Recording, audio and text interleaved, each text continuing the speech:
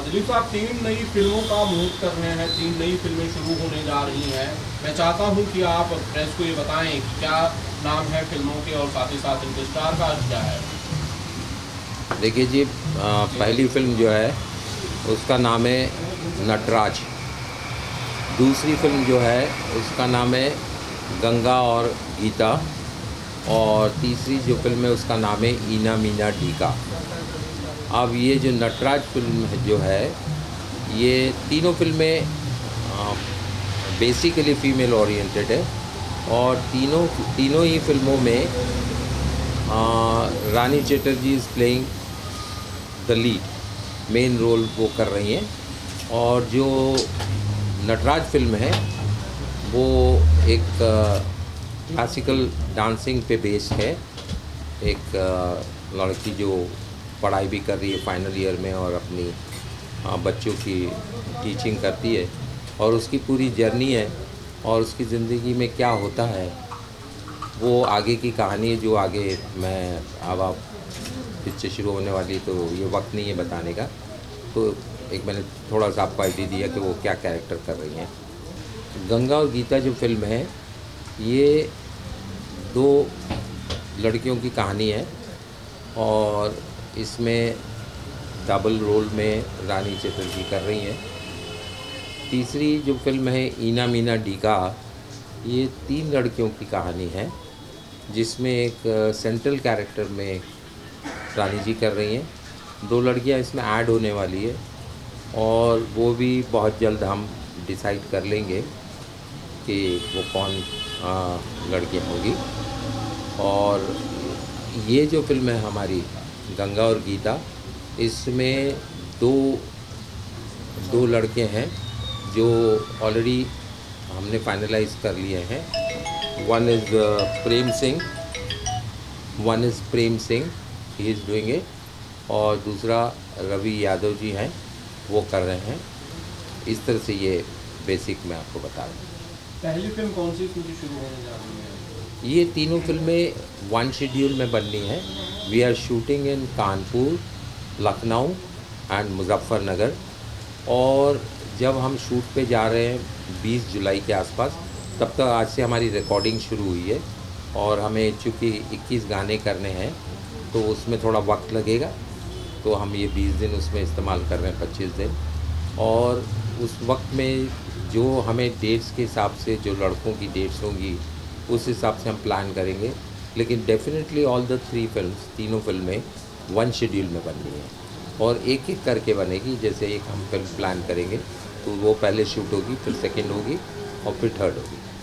जी, रानी चटर्जी पर जितना भरोसा है, एक बार फिर से दिलीप जी एक साथ 3 फिल्में करने जा रहे हैं, कोई खास रीजन? नहीं, देखिए क्या है, अभी जहाँ तक एक्शन फिल्मों का ताल्लुक़ है और एक ऑडियंस पुल की बात है, तो उसमें जहाँ तक भोजपुरी इंडस्ट्री इज़ कंसर्न, तो उसमें मैंने एक चीज़ देखा है पब्लिक में। मैं भोजपुरी इंडस्ट्री से हटके ऑडियंस की बात कर रहा हूँ। तो डेफ़िनेटली मैंने ये चीज़ महसूस की है कि जब रानी का एक्शन आता है तो थिएटर में सीटियाँ बजती हैं, तालियाँ बजती हैं, बशर्ते वो कॉन्सेप्ट फ़िल्म का अच्छा हो और अच्छे से उसको आपने प्रेजेंट किया हो। तो यही एक रीज़न है। And she is very dedicated also, अपने काम में बहुत डेडिकेट है। मैंने उनके साथ अर्लियर 3 फिल्में की हैं और मैं काफ़ी कंफर्टेबल रहा हूँ उनके साथ। डायरेक्टर के लिए कंफर्ट जोन मेरे हिसाब से एज अ डायरेक्टर जो मैंने महसूस किया है, जो आर्टिस्ट अपने काम में पूरा फोकस करता है और कंसंट्रेट करता है, वो कोई भी एक्टर हो, वो साइड एक्टर हो, को एक्टर हो, न्यू कमर हो, वो अगर फोकस है और कंसंट्रेट है उसका काम में, वो 19 एक्टिंग कर रहा है या 21 कर रहा है, वो दूसरी बात है। लेकिन अगर उसका फोकस है तो डेफिनेटली वो एक्टर कहीं ना कहीं डायरेक्टर का फेवरेट बनेगा। ये मैंने महसूस किया। तो बहुत डेडिकेटेड हैं, तो वो एक बात अच्छी लगती है। और उनके साथ काम भी फास्ट होता है, और काम फास्ट होने का मतलब एक क्वालिटी भी मिलती है और कॉस्ट ऑफ प्रोडक्शन भी कंट्रोल होती है। जब आप एक प्रोफेशनल एक्टर्स के साथ काम करते हैं, अगर आपके शूटिंग डेज उसमें सेव हो रहे हैं और काम आउटपुट ज़्यादा निकल रहा है, तो definitely it's also actually product ही है कि एक मशीन है जिसमें से बहुत ज़्यादा प्रोडक्ट निकल आता है क्वालिटी के साथ, तो वो मशीन की ठीक है वैल्यू थोड़ी ज़्यादा होगी, लेकिन आप वही मशीन लेना चाहोगे। तो ये कमर्शियली इकोनॉमिक्स के हिसाब से भी आई थिंक शी इज़ अब फ़िलहाल मुझे इस वक्त में लग रहा है कि she is the best. Sir, आज के ज़माने में कहा जाता है कि जहाँ पर सुपरस्टार्स को फिल्में लेकर बनाना ज़्यादा सेफ कहा जाता है बिजनेस के पॉइंट ऑफ व्यू से। आपने आपकी तीनों फिल्म में से किसी भी सुपरस्टार को कास्ट नहीं किया। मैं मेल्स की बात कर रहा हूँ। नहीं सर, मेरा क्या रहा है कि मैं जब से इंडस्ट्री में आया हूँ तो मैंने बहुत एक्टर्स लोगों ने मेरे साथ काम किया। उस वक्त मैंने उन्हें लिया जब वो सुपरस्टार नहीं थे, लेकिन मैं एक कंफर्ट जोन में काम करना चाहता हूँ, नंबर एक। नंबर दो, मैं चाहता हूँ कि मेरी स्पीड से लोग चलें, नंबर टू। नंबर थ्री, मैं सुपरस्टार्स के बिना मार्केट में सरवाइव कर सका हूँ। ये सबसे इम्पॉर्टेंट बात है कि मैं जब से इंडस्ट्री में आया हूँ आज तक मैंने सरवाइव किया है because of my talent and वो एक्टर्स जो अच्छे थे लेकिन कोई उनके साथ प्रॉब्लम्स नहीं था और इन्वेस्टमेंट प्रोड्यूसर्स की बहुत बड़ी नहीं थी।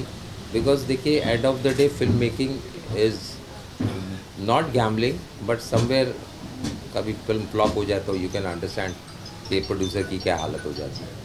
तो जब आप एक मीडियोकर बजट में अच्छी क्वालिटी प्रोडक्ट देते हैं तो प्रोड्यूसर को आप सेफ जोन में ले आते हैं।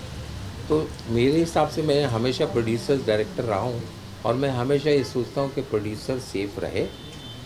और देखिए, अगर मुकद्दर में है चलना है तो जब अमिताभ बच्चन जी नहीं चल रहे थे, फ्लॉप थे, और वो जंजीर पिक्चर उनकी आई और वो सुपर डुपर हिट हुई, तो अगर आपके पास पैसे आने तो मैं कौन हूँ जो आपकी कमाई को रोक लूँ। तो गॉड इज़ ग्रेट, जो वो देता है तो फिर वो आपको छोटे एक्टर के साथ भी दे सकता है, और अगर उसे नहीं देना है तो बड़े एक्टर के साथ भी नहीं देगा, वो ऑन कॉन्ट्री लॉस में आ जाएगा। दिलीप सर, क्या ये मैं मानूं कि सुपरस्टार्स के साथ फिल्म करना मतलब बड़ा रिस्क लेना? यस, आप बिल्कुल सही कह रहे हैं। जब आप बड़े एक्टर्स के साथ काम करते हैं तो बहुत बड़ा रिस्क लेते हैं आप, और आप खुद इन्वेस्ट कर रहे हैं या आप किसी की इन्वेस्टमेंट उस पर लगा रहे हैं, तो आपको वो उसका रिस्क फैक्टर बहुत है। और आप को जिससे आप पैसे लगवा रहे हैं, इन्वेस्टमेंट करवा रहे हैं, तो आपको कहीं पे ये माइंड में लेके चलना चाहिए कि यार उसके भी किसी और के पैसे हैं लेकिन वो पैसे हैं, तो उसकी सिक्योरिटी आपको हर वक्त मेरे हिसाब से सोचनी चाहिए। क्या वजह है कि इस बार प्रोड्यूसर में कोमल जी का नाम डाला गया है? नहीं सर, एक्चुअली क्या, इससे पहले जो मैं फिल्में कर रहा था तो ये फिल्में जो हैं मैं बाहर की कर रहा था, बाहर के प्रोड्यूसर्स की, और काफ़ी अरसे से मैं 2 साल से सोच रहा था। मेरी ये इनकी जो कंपनी है उस कंपनी का नाम है प्रॉमिस पिक्चर्स। 1997 में ये कंपनी उनकी एस्टैब्लिश हुई थी, और अर्लियर इस बैनर पे हमने 8-10 फिल्में बनाई। प्रॉमिस का क्यों इसका नाम प्रॉमिस क्यों रखे थे? मेरा प्रॉमिस, देखिए पता नहीं, उस वक्त मुझे ये शब्द बहुत अच्छा लगा था, और प्रॉमिस एक बड़ा इम्पॉर्टेंट ऑक्सफोर्ड डिक्शनरी का वर्ड है, और ये वर्ड है बहुत छोटा, प्रॉमिस, लेकिन इसको निभाने के लिए बहुत जद्दोजहद करनी पड़ती है। कोमल जी से तो कोई प्रॉमिस आपने नहीं किया था, याद करिए। कोमल जी से नहीं, ऐसा ही कोई फिल्म मेकिंग से कंसर्न, पर्सनल लाइफ में तो रोज़ कुछ ना कुछ प्रॉमिस करना पड़ता है, तो वो उसके बिना चलती नहीं है गाड़ी। तो लेकिन जहाँ तक प्रोफेशन की बात है, बिज़नेस की बात है, तो मैं खुद चाहता था कि वो एक फिल्म उनको मैं एक एज ए प्रोड्यूसर बनाऊँ, तो इंडिपेंडेंट आज उनका जन्मदिन है, उसका गिफ्ट है फिल्म आपको? सर, आज उनका जन्मदिन है और आई एम वेरी हैप्पी। और इससे बड़ी मैं क्या एग्जांपल दे सकता हूँ कि मैंने ये फिल्म मैं शुरू करने वाला था इसी महीने में, देन आई डिसाइडेड कि क्यों नहीं मैं मेरी वाइफ के बर्थडे पे से शुरू करूँ, तो एक यादगार हो। और सबसे बड़ी बात होती है कि अभी हम जिस दौर में चल रहे हैं, हमारे बच्चों को बहुत खुशी होगी कि हमारे माँ के बर्थडे पे डैड ने फिल्म शुरू की है, तो उनकी खुशी भी बहुत इम्पोर्टेंट होती है। तो वो एक कहीं मेरे बैक ऑफ द माइंड था, इसलिए मैंने आज मुहूर्त रखा। कोमल जी, आज आपका जन्मदिन है, कितना खुशी होती है कि आपके गुलाटी दिन आज आपके लिए 3 दिन फिल्म मुहूर्त किया है। प्रणाम भैया। Actually I am very lucky कि दिलीप जी मेरे हस्बैंड हैं। इसलिए नहीं कि he is my husband, he is very talented, very honest and very hard worker. इन्होंने अब तक जो भी फिल्में बनाई है बहुत मेहनत की उसमें, और जो उनको मुकाम मिलना चाहिए शायद अब तक नहीं मिल पाया। इसीलिए हम लोग ने अपनी फिल्में लॉन्च किए कि फ्रीली उनको जो करना है कर सके, क्योंकि प्रोड्यूसर कोई और होता है तो इंटरफेरेंस होता है, नहीं जी ऐसा नहीं करो, वैसा करो, वैसा करो। तो now he can do freely. मतलब मानते हैं कि फिल्म में प्रोड्यूसर डायरेक्टर को कहीं न कहीं रोक देता है कुछ काम करने से। ऑब्वियसली प्रोड्यूसर के अपने होते हैं, अपने थिंकिंग होती है, उनको गाइड करने वाले भी बहुत आ जाते हैं इंडस्ट्री में, नहीं जी ऐसा करो, ऐसा करो। तो जो डायरेक्टर करना चाहता है वो फ्रीली नहीं कर पाता। मैम, आपके शब्दों में तीनों फिल्मों के बारे में बताइए। मैं क्या बताऊँ, ये तीनों फिल्में मेरे दिलीप जी की बेबी है। इन्होंने बहुत मेहनत की है।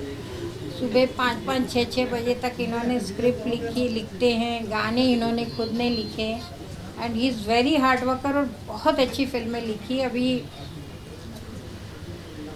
अभी तो हम इंडस्ट्री में, मतलब भोजपुरी इंडस्ट्री में मैं पैदा होने जा रही हूँ, तो मुझे आप लोगों का प्यार चाहिए, आशीर्वाद चाहिए, और मैं चाहती हूँ आप लोग ये फिल्में देखें और बताएं कि किस हद तक हम सक्सेस हो रहे हैं, नहीं हो रहे हैं।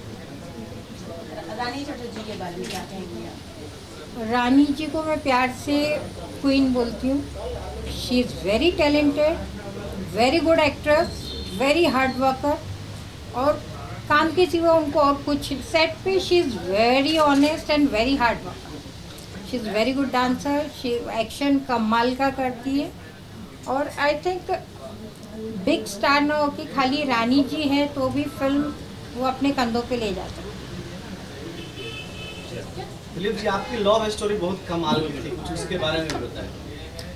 सर, अभी लव स्टोरी के बारे में फ्लैशबैक में आप मुझे लेके जा रहे हैं, तो आम जो यंग बॉयज़ गर्ल्स की होती है वैसे हमारी भी शुरू हुई थी, और बड़ा मुश्किल होता है कि जो आपका लव शुरू होता है उसमें आप कामयाब हो जाए। तो कुछ ऑब्स्टिकल्स आए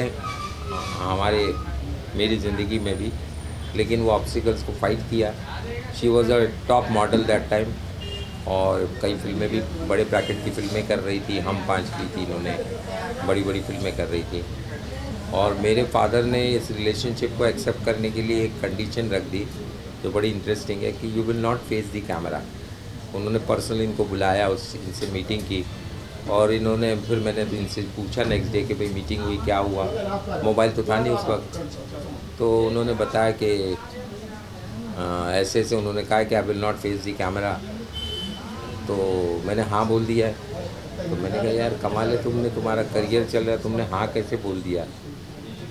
तो that was a big sacrifice. अच्छा, हम एक चीज़ को कमिटमेंट देना, एक्सेप्ट करना और उसको निभाना, वो बड़ा इम्पोर्टेंट होता है। तो वो उन्होंने निभाया, ये बहुत बड़ी बात है, और उसके लिए मैं इनको सैल्यूट करता हूँ।